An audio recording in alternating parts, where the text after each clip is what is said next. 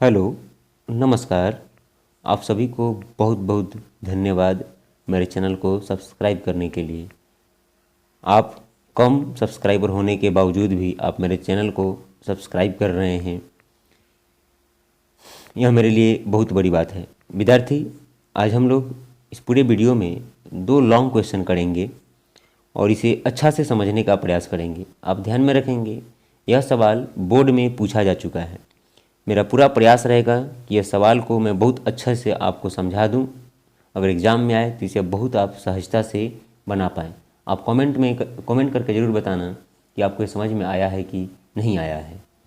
चलिए शुरुआत करते हैं। पहला सवाल है, एक खिलौना, देख लीजिए यहाँ सवाल है, एक खिलौना 3.5 सेंटीमीटर त्रिज्या वाले एक शंकु के आकार का है जो उसी त्रिज्या वाले अर्धगोले पर अध्यारोपित है।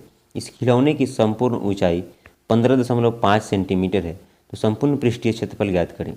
विद्यार्थी, हम लोग एक गलती करते हैं, सवाल को बिना समझे ही लगते हैं बनाने। पहले मैं ये सवाल को समझाऊंगा, तब आगे हम लोग बढ़ेंगे। ठीक है, देखिए इस सवाल को कैसे समझना है।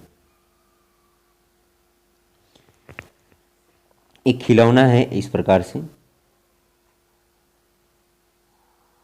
ऐसे थोड़ा टाइम लगेगा लेकिन आपको घबराना नहीं है। एक खिलौना ऐसे है और इसकी त्रिज्या है, मान लो ये वाला हिस्सा तो गोलाकार ही हो रहा है ना, इसकी त्रिज्या दिया हुआ है। इसके ऊपर एक ऐसी आकृति बना दी गई है, ऐसे। तो एक पूरा खिलौना हो गया, ठीक है, और जिसकी ऊंचाई दिया हुआ है 15.5। ठीक है, आपको क्या करना है, आपको क्या करना है, जैसे ये मान लो कोई खिलौना है ये, ठीक है, तो इसको बनाने के लिए कोई कागज़ या प्लास्टिक का प्रयोग हुआ होगा। तो आपको वही निकालना है कि जिससे ये बना है उसकी क्षेत्रफल क्या है, मतलब इसको बनाने में कितना खर्च हुआ है। मतलब आप यही कह सकते हैं कि संपूर्ण पृष्ठीय क्षेत्रफल निकालना है। समझ गए आप? तो इसके लिए आपको क्या करना होगा, पहले समझें। ये जो आपको यहाँ से यहाँ तक का जो आकृति दिख रहा है ऐसे, ये वाला आकृति, ये पूरा ऐसे, इसे हम अर्धगोला बोलते हैं। ये पूरा आपको जो दिख रहा है यह क्या है, शंकु है, और दोनों की त्रिज्याएं समान है। अध्यारोपित का मतलब इस गोले पर ही शंकु को खड़ा कर दिया गया है। और आपको निकालना क्या है, संपूर्ण पृष्ठीय क्षेत्रफल। तो चलिए शुरुआत करते हैं और देखते हैं ये कैसे इसका संपूर्ण पृष्ठीय क्षेत्रफल निकालेंगे। तो ये निकालने से पहले मैं आपको बताऊंगा इस निकालने के लिए आपको क्या करना होगा। जैसे इसको मैं अलग अलग कर दे रहा हूँ, इसे और इसे। तो अगर आप ऐसे करिएगा तो इस रूप में होगा ये गोला, ठीक है, और ये हो जाएगा ऐसे। तो एक बार हम इसका वक्र पृष्ठीय क्षेत्रफल निकाल देंगे और एक बार इसका वक्र पृष्ठीय क्षेत्रफल निकाल देंगे, फिर दोनों को क्या कर देंगे, जोड़ देंगे, आंसर आ जाएगा। वक्र पृष्ठीय क्षेत्रफल निकालना है क्योंकि ये तो रंगा, ये इसका में थोड़ी निकालना है, इसका तो नहीं निकालना है क्योंकि तो ये दोनों हिस्से से ढक जाएगा। ठीक है, तो चलिए हम लोग देख रहे हैं इसे कैसे निकालना है। ठीक है, सबसे पहले आप मानेंगे, माना कि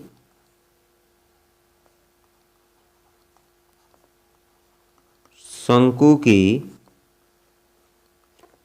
त्रिज्या बराबर r। ठीक है, ये समझ गए आप? ठीक है, शंकु की ऊंचाई, शंकु की ऊंचाई आप इसे h मान लीजिए। ठीक है, शंकु की ऊंचाई बराबर h। ठीक है,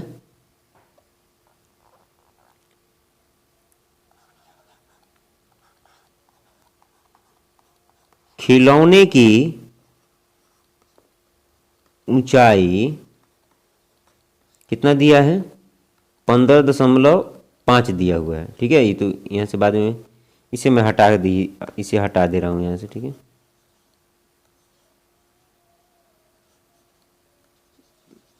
थोड़ा मैं इसको नीचे लिख दे रहा हूँ, ठीक है। ये है कितना, 15.5 है। सेंटीमीटर है तो इसी को सेंटीमीटर में लिख दीजिए। ये ठीक है, यहाँ तक तो आप समझ गए। अच्छा है, ठीक। यानी H प्लस आर, एक बात ध्यान से समझना, ये अगर ये वृत्ताकार है तो ये सॉरी गोलाकार है, तो यहाँ से यहाँ तक का जो वैल्यू आर है, फिर यहाँ से यहाँ तक का वैल्यू तो आर ही होगा। मतलब ये पूरा ऊंचाई अगर हम बात करें तो यहाँ तक आ जाएगा ये पूरा लंबाई। तो यानी H प्लस आर का वैल्यू कितना हो जा रहा है, 15.5 हो जा रहा है। मतलब खिलौने की अगर हम लंबाई की बात करें तो 15.5 है। ये शंकु की ऊंचाई यहाँ से यहाँ तक, और ये आर हो गया यहाँ से आपका यहाँ तक हो गया, ठीक है। ठीक है, अगर हमको H निकालना होगा, केवल यहाँ से यहाँ तक निकालना होगा, तब हम क्या करेंगे, H बराबर, मेरा मतलब शंकु की ऊंचाई निकालना होगा, तो पूरा खिलौना की ऊंचाई दिया है, तो हम क्या करेंगे, 15.5 में से ये आर का वैल्यू कितना है, आर का वैल्यू त्रिज्या कितना है दी, 3.5 है ना, तो आप इसमें से 3.5 घटा लोगे। जब इसमें से आप घटाओगे तो कितना आएगा आंसर, आपका आंसर आ जाना चाहिए 0, ये हो जाएगा 12। कितना हो जाएगा विद्यार्थी, 12 हो जाएगा। ये आप समझ गए। यहाँ पर सेंटीमीटर में दिया है तो सेंटीमीटर लिख सकते हैं, ठीक है। 12 हो गया, लेकिन हमको शंकु का वक्र पृष्ठ क्षेत्रफल निकालना है। और शंकु का वक्र पृष्ठ क्षेत्रफल निकालने के लिए ये आपका एल है ना, और ये एच है, और ये क्या है, आर है, तो हमको एल की लंबाई चाहिए होता है, ठीक है। तो यहाँ पर एक समकोण त्रिभुज बन रहा है, तो आपको मालूम होना चाहिए एल बराबर क्या हो जाएगा, यहाँ लिख दे रहे हैं, तिर्यक ऊंचाई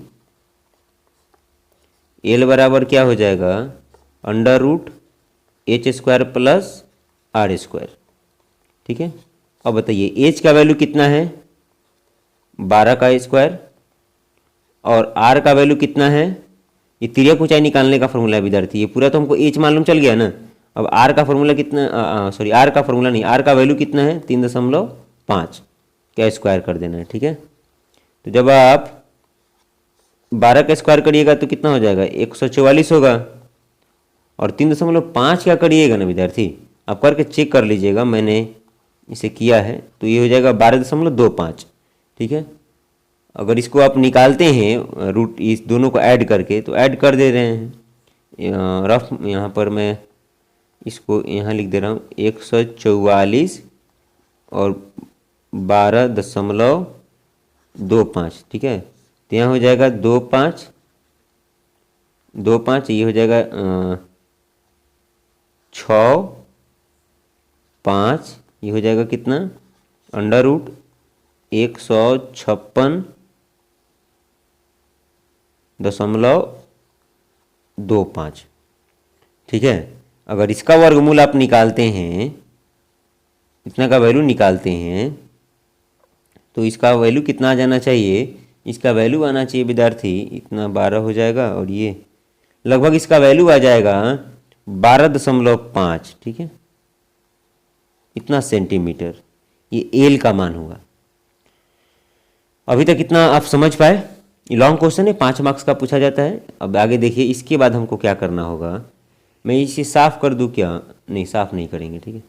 आगे देखिए, इसके बाद हमको क्या करना होगा,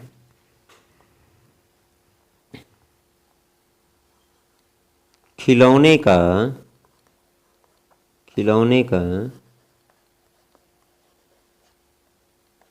कुल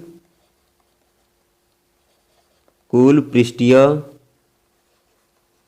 क्षेत्रफल बराबर, आप कॉपी में यहाँ लिखेंगे, मैं यहाँ लिख रहा हूँ, कुल पृष्ठीय क्षेत्रफल बराबर क्या हो जाएगा,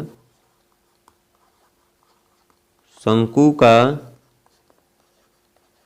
वक्र पृष्ठीय क्षेत्रफल प्लस